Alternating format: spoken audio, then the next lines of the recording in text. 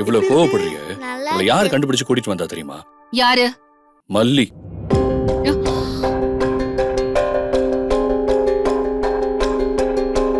நீ குழந்தை காணோம்னு சொன்னோன்னு அவங்களால நிம்மதியா வீட்டுல கூட இருக்க முடியல.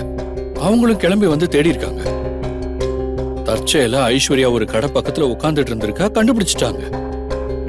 உன்ன மாதிரி புத்தி அவங்களுக்கும் இருந்திருந்தா இந்நேரம் குழந்தைய கூட்டிட்டு போய் உன்னை இன்னும் அலைய விட்டுருப்பாங்க. அவங்களோட நல்ல குணம் எனக்கு உடனே கால் பண்ணி வர சொல்லி என்கிட்ட குழந்தைய ஒப்படைச்சிட்டாங்க.